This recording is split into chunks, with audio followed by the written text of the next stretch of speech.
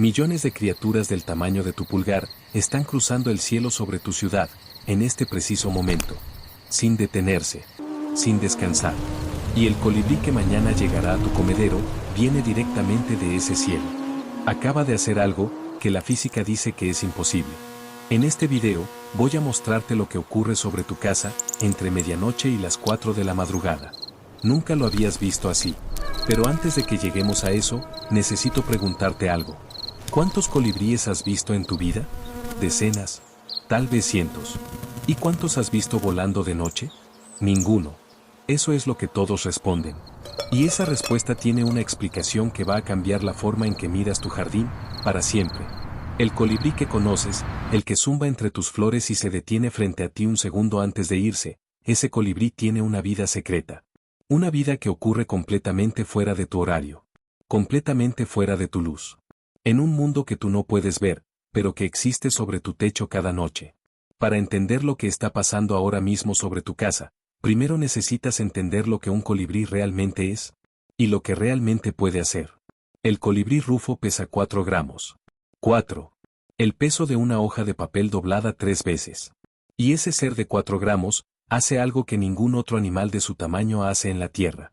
2 veces al año, ese colibrí de 4 gramos cruza el Golfo de México. Solo. De noche. Sin parar. 1500 kilómetros sobre agua abierta, sin un árbol, sin una flor, sin descanso. Los científicos del Cornell Lab calcularon el costo energético de ese vuelo. Para completarlo, el colibrí quema casi la mitad de su masa corporal en grasa.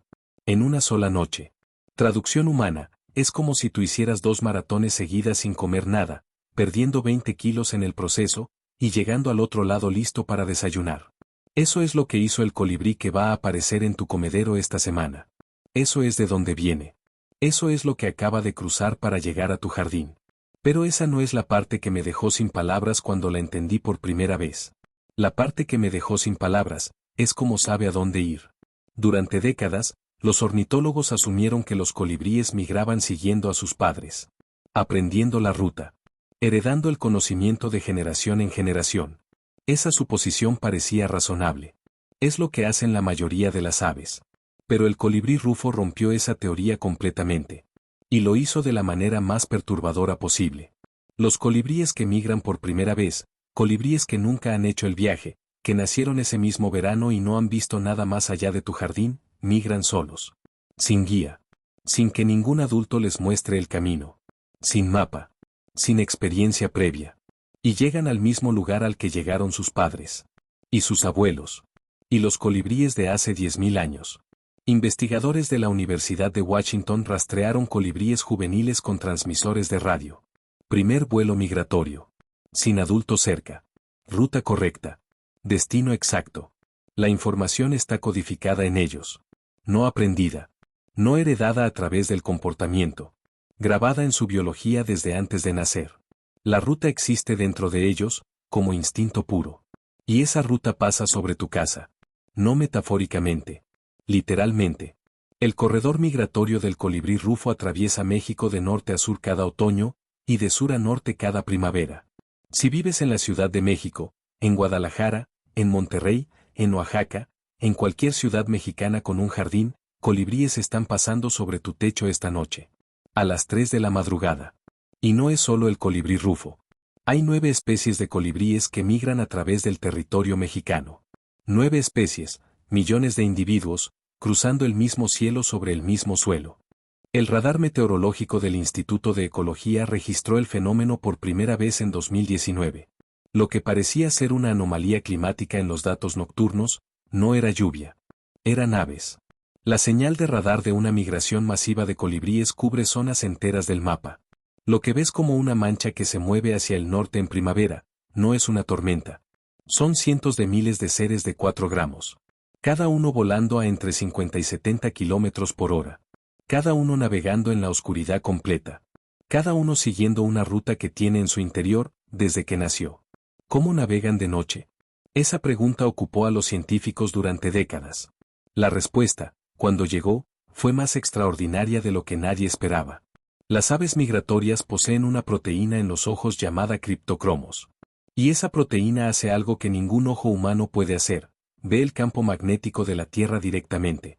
Para el colibrí volando sobre tu casa a las 3 de la madrugada, el cielo oscuro no se ve oscuro. Se ve como una cuadrícula brillante de información de orientación. Líneas de fuerza magnética superpuestas al mundo. Los investigadores del Instituto Max Planck documentaron este sistema en detalle. Las aves no solo detectan la dirección del campo magnético, detectan su inclinación, su intensidad, su variación regional. Es como tener un GPS biológico que no necesita satélites, que no falla con las nubes, que no pierde señal, que funciona sobre el océano abierto a las 2 de la madrugada, sin referencia visual ninguna. Pero el campo magnético no es la única herramienta que usan. Y lo que voy a decirte ahora, es lo que más me impresionó cuando lo leí por primera vez.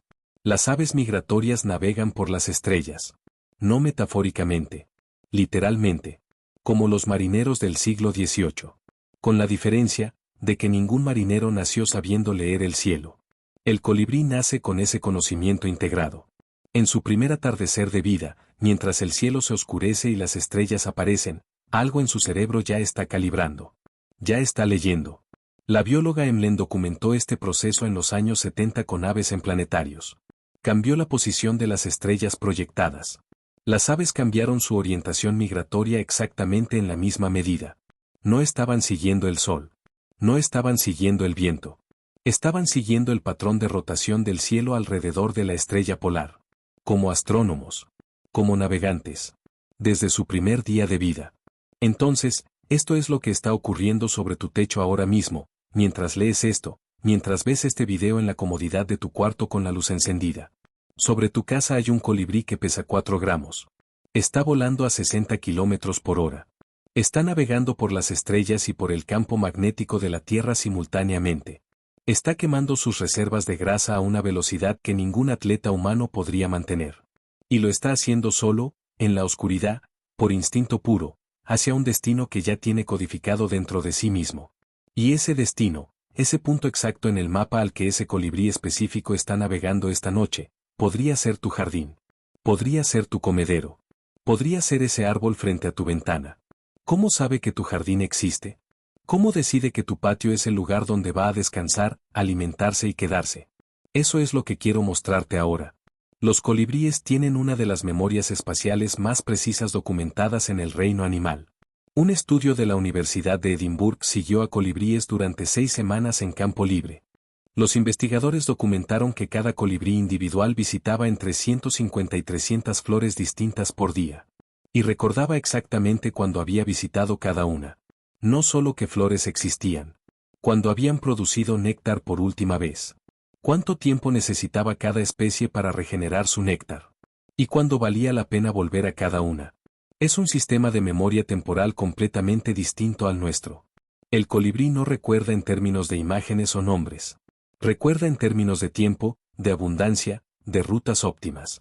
Y ese mismo sistema de memoria, esa capacidad de recordar cada recurso con precisión de reloj, se activa también con los comederos humanos. Con tu comedero específico, en tu jardín específico. La primera vez que un colibrí descubre tu comedero, algo en su cerebro registra la ubicación con una precisión que nosotros no podemos imaginar. La distancia exacta desde el árbol más cercano. El ángulo de la luz a esa hora. La fragancia de las flores que hay alrededor.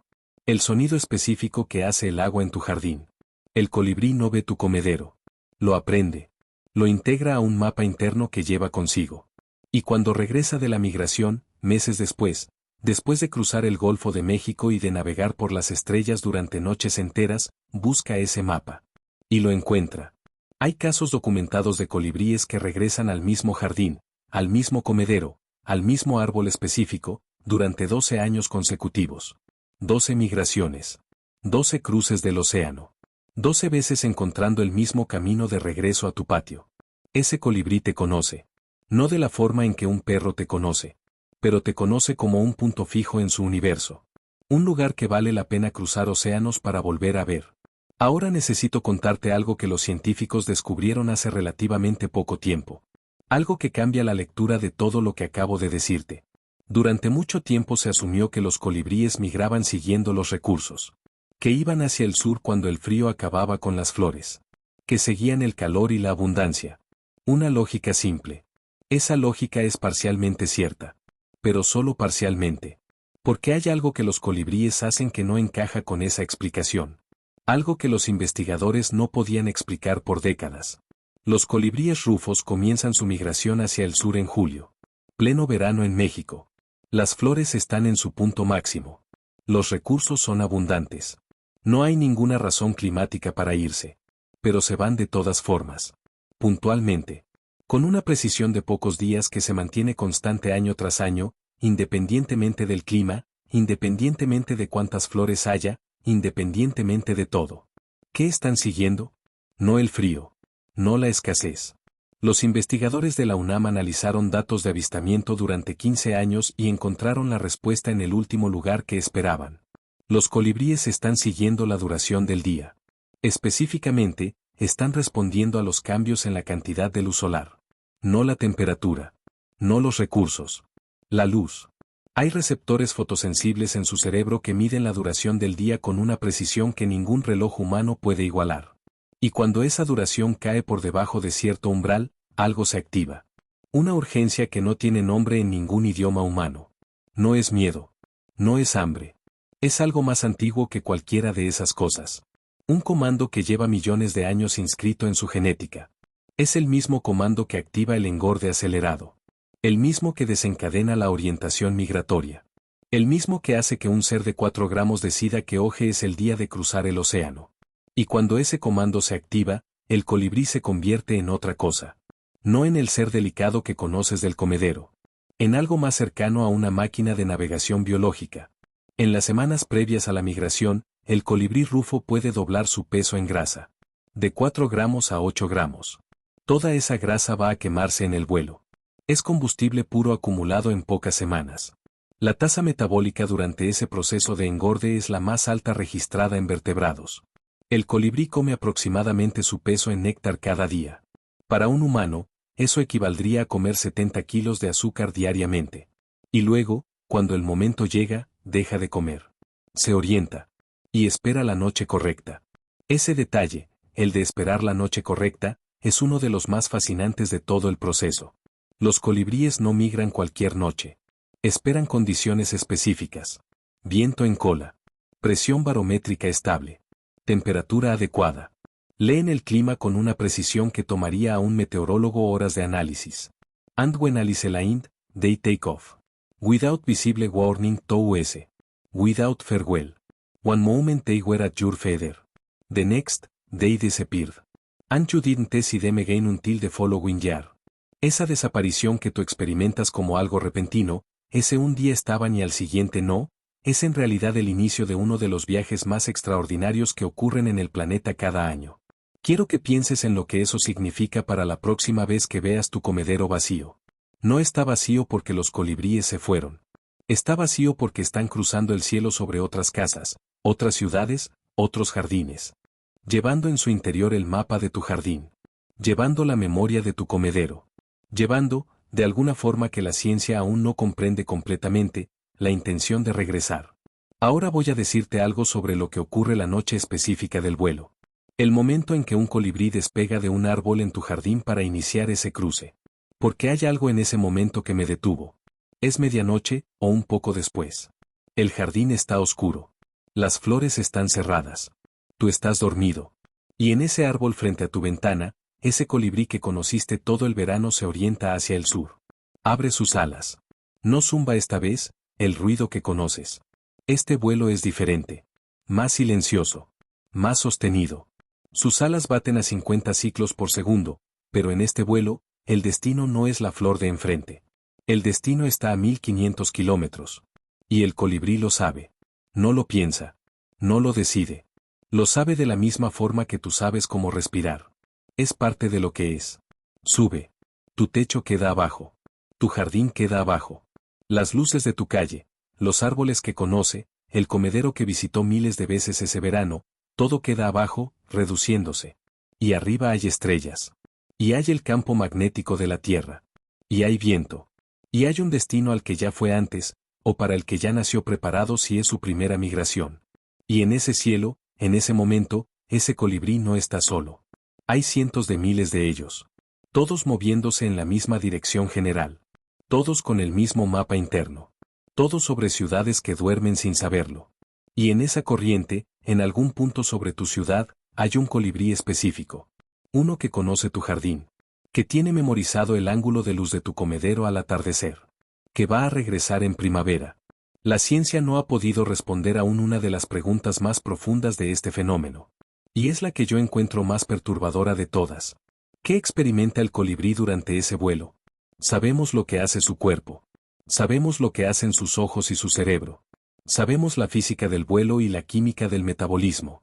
Pero lo que ocurre en el interior de ese ser de 4 gramos sobre el océano a medianoche, eso no lo sabemos. ¿Siente la distancia? ¿Siente la soledad? ¿Hay algo en ese pequeño sistema nervioso que registra lo que está haciendo como algo extraordinario, o es simplemente la ejecución silenciosa de un programa muy antiguo? La neuróloga Jennifer Pineda, de la UNAM, pasó 5 años estudiando la actividad cerebral de colibríes durante simulaciones de vuelo migratorio. Lo que encontró no simplificó la pregunta. La hizo más grande. Las regiones del cerebro que se activan durante la orientación migratoria en los colibríes incluyen áreas homólogas a las que en humanos procesan no solo la navegación, sino también algo que los neurocientíficos llaman motivación de largo plazo. No hay una traducción perfecta de eso al lenguaje cotidiano. Pero si tuvieras que buscarle un nombre humano a lo que ocurre en el cerebro de un colibrí cruzando el Golfo de México, ese nombre se parecería bastante a propósito. Un ser de 4 gramos. 4 milímetros de cerebro. Y algo que la neurociencia, con toda su precisión, solo puede describir con una palabra que suena más a filosofía que a biología. Propósito. La intención de llegar a algún lugar. La intención de regresar a algo que vale la pena cruzar océanos para volver a ver. Y ese algo, en el caso del colibrí que llegará a tu comedero la próxima primavera, ese algo podría ser tú. O más exactamente, el lugar que tú creaste. El árbol que elegiste. El comedero que colgaste. La ciencia no ha descartado que el colibrí tenga una representación interna de los lugares que lo alimentaron. No como un recuerdo emocional, pero sí como un punto de valor en su mapa del mundo. Y eso significa que hay una forma, pequeña pero real y documentada, en que ese colibrí sabe que tu jardín existe. Sabe que vale la pena llegar hasta él.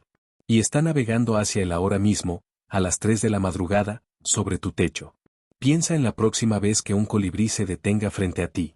Ese momento que todos hemos tenido, ese instante en que el colibrí para en el aire y parece mirarte directamente. Ese momento tiene un contexto ahora. Ese colibrí cruzó el Golfo de México para estar ahí. Navegó por las estrellas. Quemó la mitad de su cuerpo en combustible. Siguió un mapa que lleva inscrito desde que nació. Y llegó a tu jardín. No a un jardín genérico. A tu jardín específico. Al que recuerda. Al que tiene guardado en una memoria que funciona con una precisión de reloj, y una fidelidad que dura toda una vida. Cuando los científicos del Cornell Lab hablan de la migración de colibríes, usan una frase que me quedó grabada. Dicen que es el viaje más extremo relativo al tamaño corporal que ocurre en la Tierra. No en comparación con otros pájaros. En comparación con cualquier animal. Cualquier criatura. El colibrí, en proporción a su tamaño, hace el viaje más largo, más exigente, y más preciso del planeta. Y ese viaje termina, a veces, en un comedero colgado en el patio de alguien que simplemente quería ver colibríes por la mañana. Que no sabía que estaba creando el destino de un viaje de 1500 kilómetros. Esta noche, mientras duermes, hay colibríes sobre tu ciudad. Están navegando. Están quemando su combustible. Están siguiendo estrellas con ojos que ven cosas que tú nunca podrás ver. Y algunos de ellos conocen tu jardín. Llevan en su interior el mapa exacto de donde vives. Y están viniendo hacia ti, aunque tú no lo sepas, aunque no puedas verlos, aunque el cielo esté completamente oscuro. La próxima vez que un colibrí aparezca en tu comedero al amanecer, ya sabes de dónde viene. Ya sabes lo que cruzó. Ya sabes que, de todas las rutas que podría haber tomado, eligió la que termina en tu patio. ¿Has sentido alguna vez que un colibrí vino específicamente a buscarte? Cuéntame en los comentarios.